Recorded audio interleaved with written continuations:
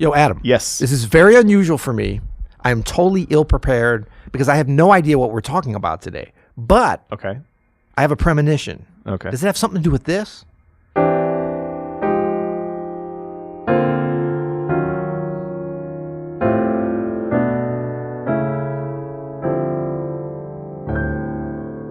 Exactly. Oh, great.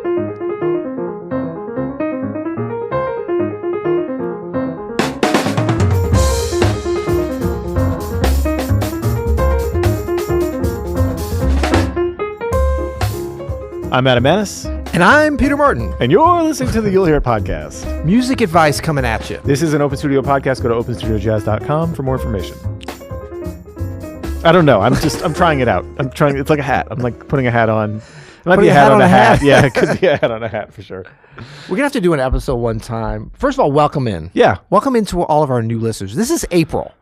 Did you know that? This is crazy, man. Can you believe it's April? I can't believe it's April. 2023. It's just like a science fiction movie already. I can't believe it's not a... Are you familiar with I can't believe it's not a law firm? You ever heard that? No. That's in a mall in Springfield. Is it really? It used to be on The Simpsons. It was one of their brilliant names. Yeah. I can't believe... Because it used to be like, I can't believe it's not yogurt. It was like a little bit of a mall thing for a while. Did you ever watch that show, Arrested Development? No, I haven't. So there was a lawyer on there called Bob Loblaw. And he had a blog that was all about being a lawyer, and it was called Bob Loblaw's Law Blog, which I think is a very funny joke. Bob Bob's Law Blog. Anyway, before we get too deep into I can't believe it's not a jazz podcast. Law puns. What are we talking about today? Oh, this is on me. So today I wanted to talk about. And just to be clear from the intro, I really don't have any idea. You don't know. We were just having a coffee down the street, and you said, "Oh, I got it. You're gonna love this. I'm not gonna tell you till we get into the episode." Well, I wanted to talk about something that we've certainly hinted upon here, but I want to just reinforce a very important point that I think is enlightening. I think a lot of people don't even realize is important, and that is Peter, when you hear someone who has really great chords, who's really good at comping or harmony, or really good arranger and can really harmonize things well. Yep. Your initial thought would be like, oh, I wish I knew those voicings, or I wish I knew those chords. But what you're really hearing when you're hearing someone who's good at chords or good at harmony, you're hearing good voice leading.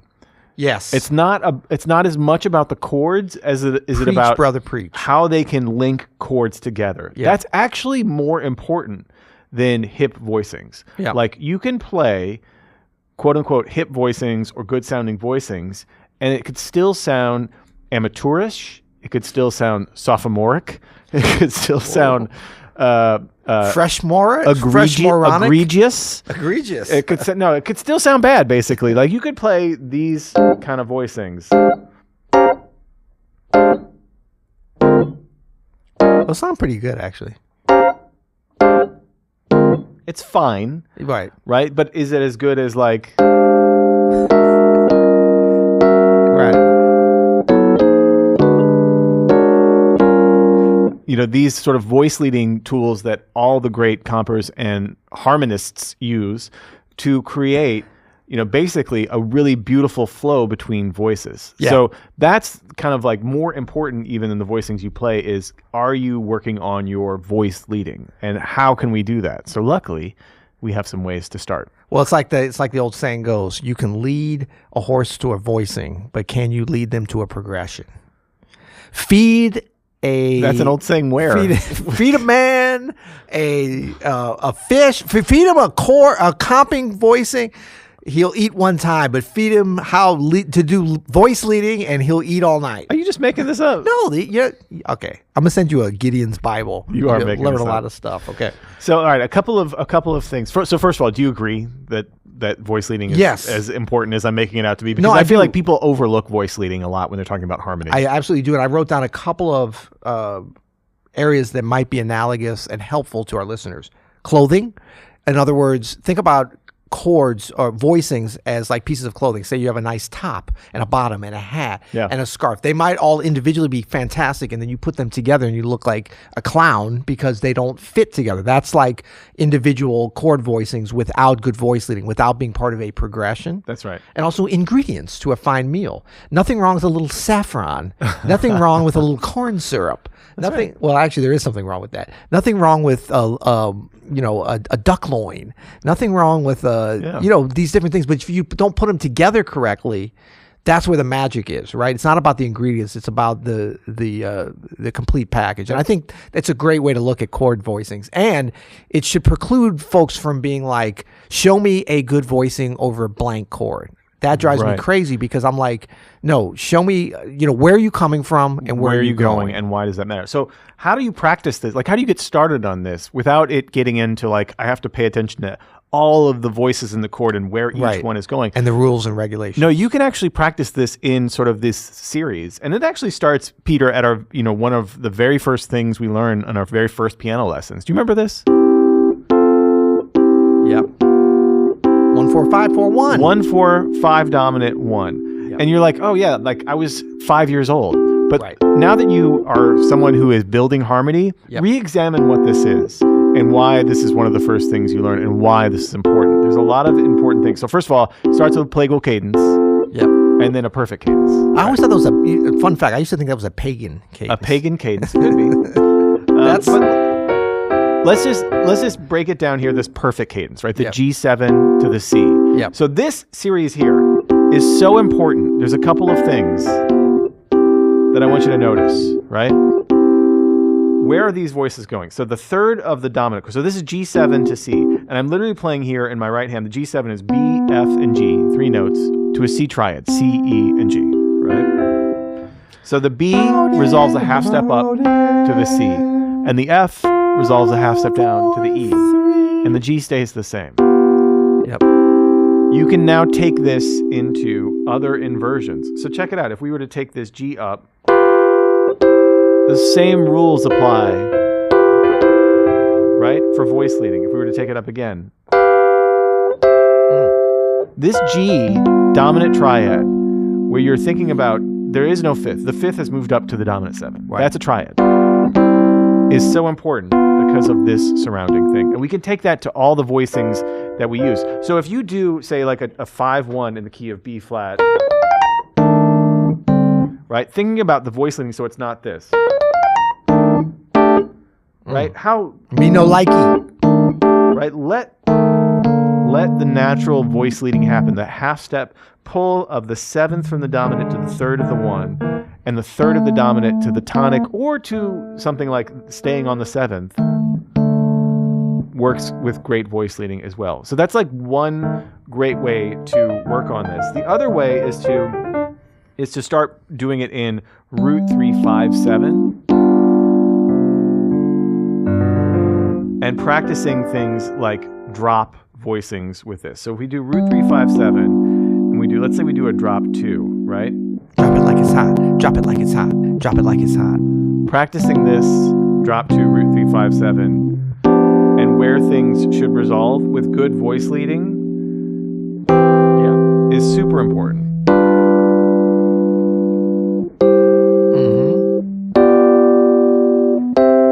See, that was bad. See the difference between that? Yep. Hearing that F go down here. And just to clarify, when you say that was bad, you mean that sounded bad? I mean, it doesn't sound bad, but it's not very strong. Because there's some voices moving, that's strong.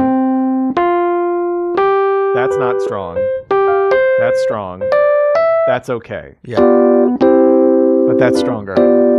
Yep. Like working on these basic voice leading principles will help you when you want to do some more advanced things to realize that there are, then you start getting into things like, the difference between drop 2 and drop 3. These kinds of things, like those kind of resolutions, some move things, exactly. But those things are so crucial for making our chords sound good. What doesn't sound great, in my opinion, is doing things where, like, if you were to play, like, Have You Met Miss Jones, right? I already hate that. No. But but each one individually sounds fine. Each one is a great voicing on its own, but just sort of putting them in random places without considering where the voices are moving, knowing that there's some natural voice leading baked in, that the dominant chords have a natural partner to them, right? So this... A place they're going. This dominant chord has natural resolution points. This one has a different one. This one has a different one. Yeah. Like all of those things, and that was actually... And it's not to say that once you get the sort of, most logical or obvious place that it's going that will sound good, that you can't start to learn. Some other places that... Yeah, G7 to C, right? Right. And look, and away from your first example with the different inversions, folks, you should sing these intervals. No, no, no, no. Like I'm hearing those. That's because you can't sing them at the seventh same of the time. dominant to exactly, the and third they're spreading and the out in that instance. But it's like that's G7 to E flat major to C major. Like there's a lot of different things that can go, but you get those basic ones. Not even basic, the most logical places first. But it starts here. It starts with this. Yep.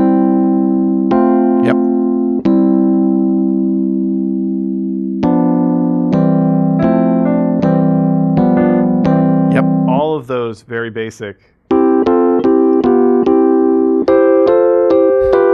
And these are basic, but they're very, like, they can be the foundation. It's not like when you get more advanced, because I know what people are thinking, like, yeah, but that's not that kind of stuff you guys play. It is. How does it, exactly. Check this out. So you've got like the G7. So I've just got the 7th, the 5th, and the 3rd without the fifth, the 7th, the root, and the 3rd, right? F, G, B.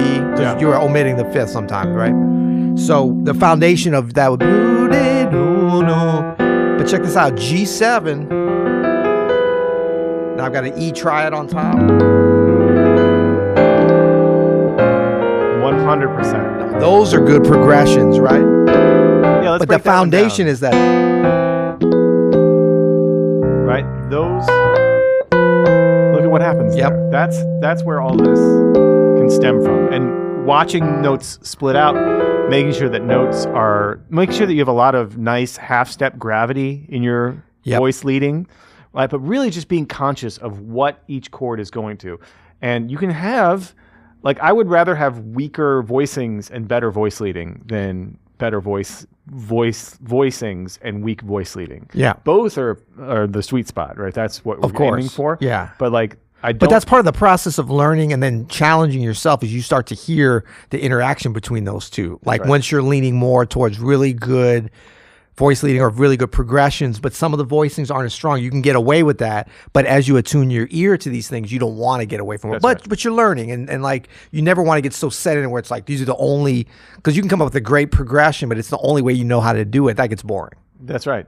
And even pianists that you might not think, like when you hear McCoy Tyner play, all the stuff from the John Coltrane Quartet, right? All that stuff. Yeah. Like, but he's just like voicings. Yeah. But first of all, he's a master at that level. When you hear him play, the Ballads album or Johnny Hartman, his voice leading on those standards is incredible. Incredible. Someone like Monk too is maybe someone who you don't think of who has great voice leading. Yeah. But he does. He has exceptional voice leading. In fact, a lot of his most creative chord voicings stem because they're individual voices that move in interesting ways. Right. Well, I'm so glad you said that. And it's about thinking. Now, this gets into some more advanced stuff, but the foundational principles are the same as this. But you take the beginning of Ruby, My Dear. Absolutely. That's a weird monk, beautiful kind of like not austere a little bit of like beauty and tension in a way that like Monk was sort of a master of. But look at the voice leading. So it's really going. So we go. Yeah.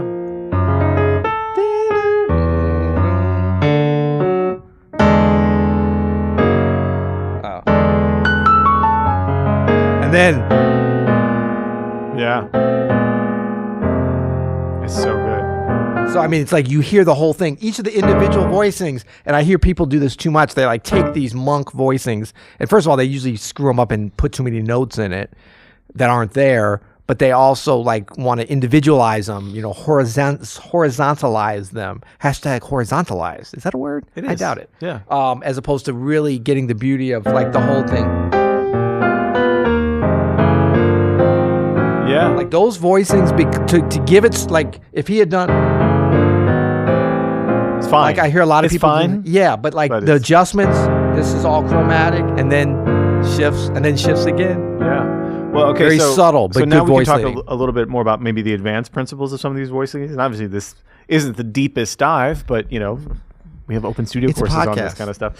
Gentleman's agreement to come. That's right. But let's look at a more advanced version and what sort of some good principles of voice leading are. So first of all, there are 3 different ways that your voices can move against each other. You can move in parallel motion. You can move in contrary motion. You can move in oblique motion. Never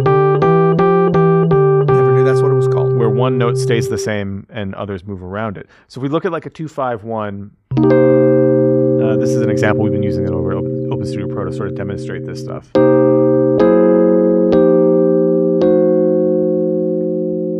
Like all of these, something like that, right?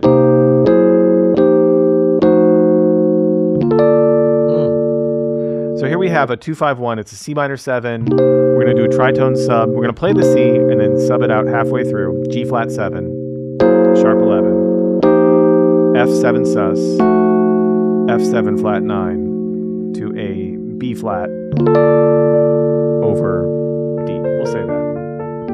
Actually, I'm going to change that last note. We're going to keep the 9 on top the whole time. So we're going to keep a note on top the whole time. That gives us our oblique motion. Yeah. Do we have any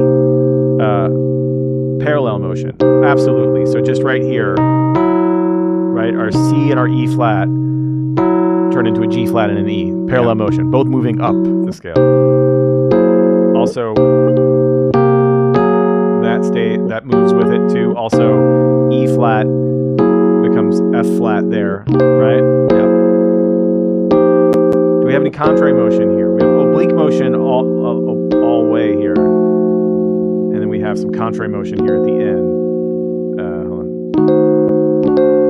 Where does it? There you go. Contrary motion here at the end where the B flat moves up, or so the A moves up to B flat and the F moves down to D. Yeah. Right, so all 3 of those movements are present in this very simple. But then you get the melodic movement at several different places. You get the tension and release, not just on the macro level, but between each of those different chords. You get the opportunity with a great progression, and I'm kind of using that interchangeably with voice leading. But you have the opportunity for like the listener that doesn't understand all this to like be able to follow these things along, and like that's the beauty of harmony that can be revealed just with simple relatively simple starting for sure, and then getting into some really beautiful, more complex, advanced stuff. But where you can bring the listener, it's almost like really good voice leading, really good progressions is a way to take the kind of uninitiated listener on a journey that's so like can be so interesting and beautiful without like just overwhelming them with a bunch of complexity. You know what I mean? Yeah. Like it's like there's guideposts for the listener that doesn't have the technical ability to understand this, which they shouldn't. That's right. It's like making something. You know what it is? It's making complicated shit sound simple. That's right. Beautiful. The C on top with the oblique motion, it helps draw the listener's ear in. All of these half-step movements that are happening. Those are all little connection points for the listener. Points so that you can. I mean, you could sing. Like if I were to, let's pick the second note from the top. Yeah. That's all it is. That's easy. And that's a good way to practice, to sing along. Bam, every single with one. it, and then leave that note out as you're playing it and continue to sing it. That's a great way. I learned that from doing the Bach chorales back in the day. The third note down. That's all. Yeah, and then it starts to tell you different places to go. Anyway, I think it's really fun. Yeah. Yeah. Chord nerd. Exactly. I don't like that last chord. That last word. You had an unsettled look on your face. Well, Please resolve. That's what I was doing. Sorry. Yeah. That's how we resolve it. Yeah. What about moo? I got Peter on the moo train now.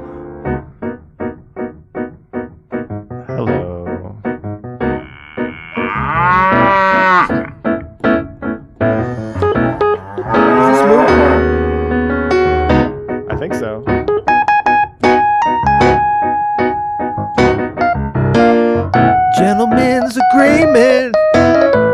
Gentlemen's agreement. Gentlemen's agreement.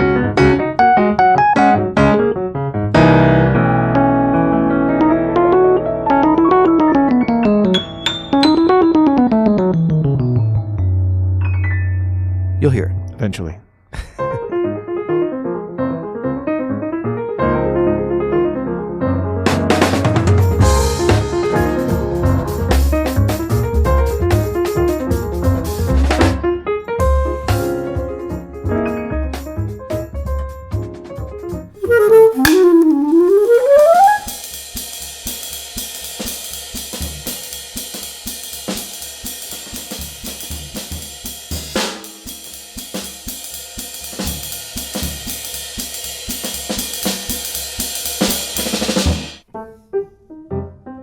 I'm in Steamboat Springs, Colorado, currently. I'm in Indianapolis. Hey, how's it going, guys? Andrew, hi. Because I feel inspired to play something else from your playing. Okay, that's great.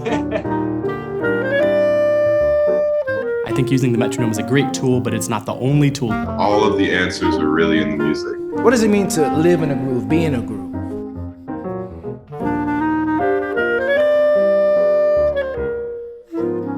Until next time, happy practicing.